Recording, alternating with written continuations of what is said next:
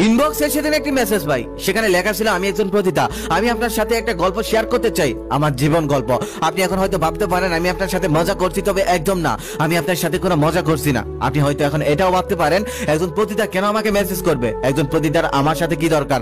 আমিও আপনাকে মেসেজ করতে চাইনি, অনেকদিন ভাবছি একটি মেসেজ করব, তবে সাহসে কোলেও ওঠেনি। আজকে সাহস করে করেই ফেললাম, কারণ যেই মানুষটার ভিডিও দেখে মনে শান্তি পাই সেই মানুষটাকে একটা মেসেজ করাই যায়। রিপ্লাই দেওয়া না দেওয়া সেটা আপনার ব্যক্তিগত ব্যাপার।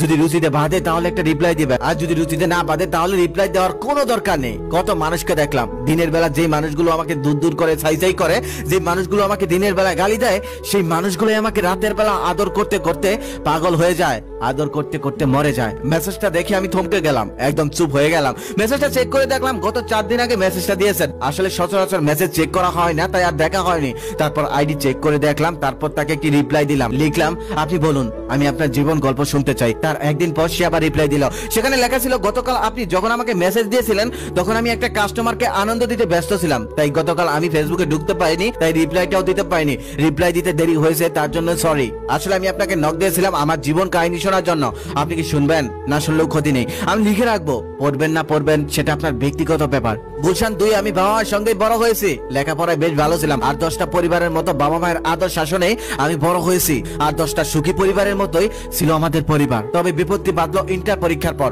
যখন আমি ভর্তি পরীক্ষার জন্য সবার মতো প্রস্তুতি নিচ্ছিলাম, ঠিক সেই সময় আমার মা মারা যায়, হার্ট অ্যাটাকে হুট করে মারা যায়। মাকে চির বিদায় দেওয়ার পর চলছিল বাবা আর আমার সংসার, কিন্তু মায়ের মৃত্যুর কারণে আমার পরীক্ষার প্রস্তুতি তেমন একটা ভালো নেওয়া হলো না, ভর্তি পরীক্ষায় টিকতে পারলাম না। তার কিছুদিন পরের ঘটনা, মায়ের অভাবে নাকি মায়ের শরীরের অভাবে একদিন বাবাকে দেখলাম হঠাৎ কাজের মেয়ের উপর ঝাঁপিয়ে পড়তে। ঠিক সেই সময় আমি বাড়িতে চলে আসি, যার কারণে সেদিন কাজের মেয়ের ক্ষতিটা হয়নি। কিছুদিন পর বাবা নতুন একটি বিয়ে করে আনে।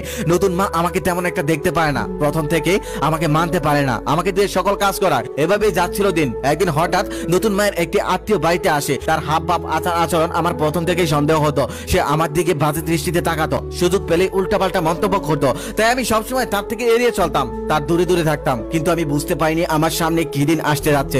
লোকটা সৌদি আরবে থাকতো, মাঝে মাঝে দেশে আসতো আর হোটেলে হোটেলে ঘুরে বেড়াতো, মেয়েদেরকে নিয়ে ফুর্তি করতো। সেই অভিজ্ঞতার থেকে মাকে একদিন বলে, এত সুন্দর একটা মেয়ে ঘরের মধ্যে রেখে দিচ্ছেন, একে ব্যবহার করলে তো অনেক টাকা উপার্জন করতে পারবেন। নতুন মা প্রথমে রাজি হতে চায়নি, তবে টাকার অ্যামাউন্ট দেখে রাজি হয়ে যায়। তারপর ওই লোকটা 4-5টা হোটেলে কথা বলে আমাকে ঠিক করে দেয়। সেদিন বাবা আর কিছু বলেনি, নীরবে নাকি সম্মতি দিয়েছিলেন। সেদিন বুঝেছিলাম আসলে টাকাই সব।